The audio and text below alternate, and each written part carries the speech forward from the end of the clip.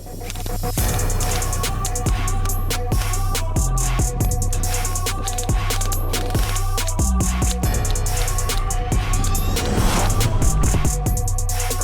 guys, what's going on? Kevin from Airsoft GI here, and today we have a special surprise for you guys. This is the QRF MOD2, perfectly balanced as all things should be.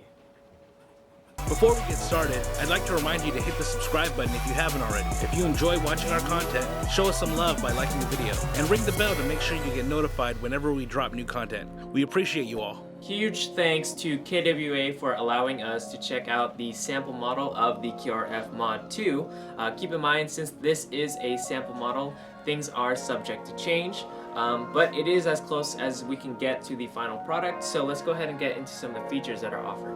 Starting from the top, we can see some PTS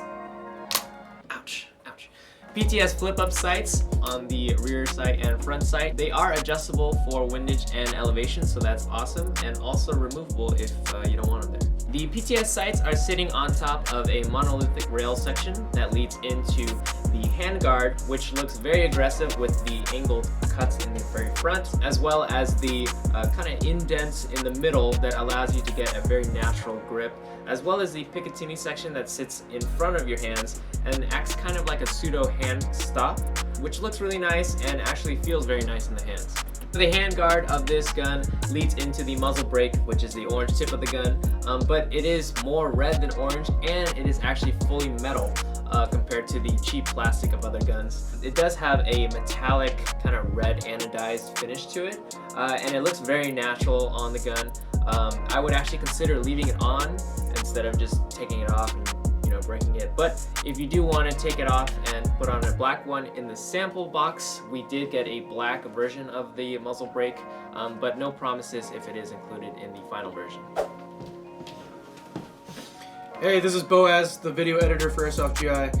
Quick little reminder, we do not endorse you removing the orange chip off your gun. It is against federal law. However, if you want to go through with it, we can't stop you. We're not your parents. If you do remove the orange chip, first of all, it may void your warranty, but if you want to go through with it anyway, we recommend that you treat it more so like a real firearm than anything. Do not brandish it in public, and only take your gun out in an airsoft field or in the safety of your own home. Good job, Boaz. I'll be responsible. Bruh. And moving down to the receiver of the QRF MOD2, we have a pistol caliber well that obviously fits pistol caliber magazines, as well as ambidextrous controls such as the enlarged fire selector, the enlarged magazine release, and the functioning bolt catches. Moving on to the grip now, we have a PTS grip with some stippling texture in the front and back, as well as a gridded texture on the sides to allow for a very nice grip on the grip, obviously. You gotta make sure it's the grip that you talk about. Yeah, so you're gripping the grip. Yeah, you gotta grip that grip really gripply.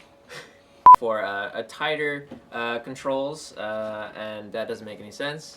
So I totally forgot everything that you just said. I need a script. Alright, you're messing up way too much right now. I'm so sorry. Just, hey, you know what? Repeat after me, okay? Okay. Repeat after me. Alright. This PTS pistol grip is at a more vertical angle than your traditional M4 style pistol grip. This allows for a more comfortable wrist position when using shorter guns such as this. See, wasn't that hard, was it? Good take. Thank you so much for that perfect take, Boaz. Let's go ahead and move on to the PDW style stock now. It features a ambidextrous sling plate, as well as a 1-2 position stock style. Let's go ahead and talk about the battery space on this PDW now.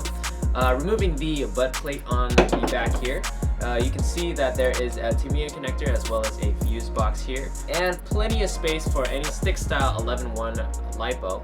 But if you were to use an 11-1 in here, we recommend the Elite Force 900 milliamp 11-1 stick type, and there is plenty of space in here to fit this battery. Honestly, there's enough space to fit two of these stacked up on top of each other.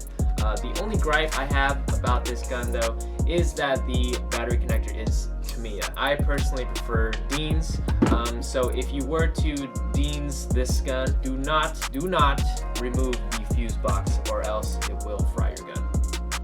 So while we're at the rear of the gun, now is a perfect time to talk about the 2.5 gearbox that is in here, which means that the FPS is adjustable.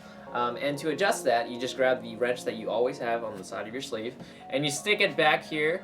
There should be a little hole that you stick the wrench into, and you can adjust the FPS by twisting it either left or right, and that'll allow you to field this gun outdoors and indoors within the FPS limits of your field. Pulling the charging handle back drops the dust cover and reveals the rotary style hop-up, and you can actually lock back the fake bolt cover by pulling the charging handle back and then locking the, there it is, the bolt release levers on either side, and that way you can actually adjust your hop-up without having to hold back the charging handle, which most M4s usually require you to do so. The hop-up unit inside of the Mod 2 features a rotary style hop-up, and it's actually very stiff when you're adjusting it, which is actually good because that means it'll hold your hop-up position when you want it. And it actually features many positions, so you can fine-tune that hop-up to your liking. So on KWA's website, it does say that the adjustable FPS ranges from 330 on the low end to 370 FPS on the high end. But after doing our own testing, we did find that it is closer to 250 FPS on the low end to 350 FPS on the high end. But this is the sample product that KWA sent to us, so the final product will more likely than not be closer to what they stated on their website. So also in the gearbox, KWA has left some space for you to drop in a Gate Titan already. But if you don't plan on running a Gate Titan, KWA has already included a switch life extender, which allows you to run powerful LiPo batteries without burning out your gun.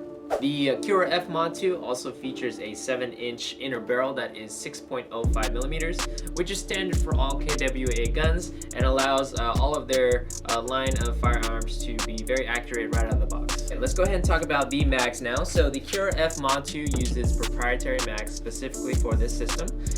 If you're wondering if you can use PXG9 mags or ARP9 mags in this system, you cannot, unfortunately. As you can see on the mag, the feed lips is actually pushed back further compared to X9 mags and ARP9 mags, where the feed lips are actually up in the front.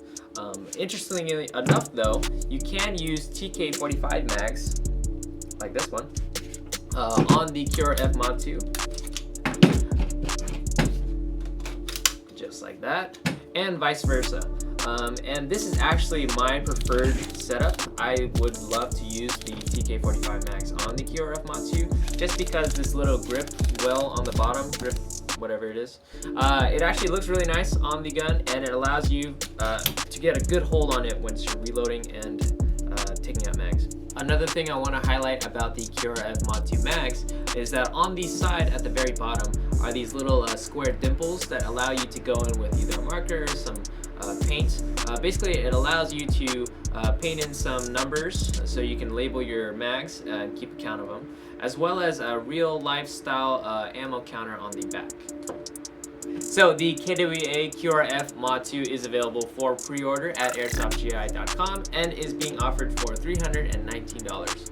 Okay, thank you so much to KWA for providing us with this sample. If you like what you saw, be sure to like, comment, and subscribe, as well as ringing the bell icon above to be notified of when our newest videos are up. This is Kevin from Airsoft GI. Thank you for joining us, and I'll see you at the next one. Ah! Ah!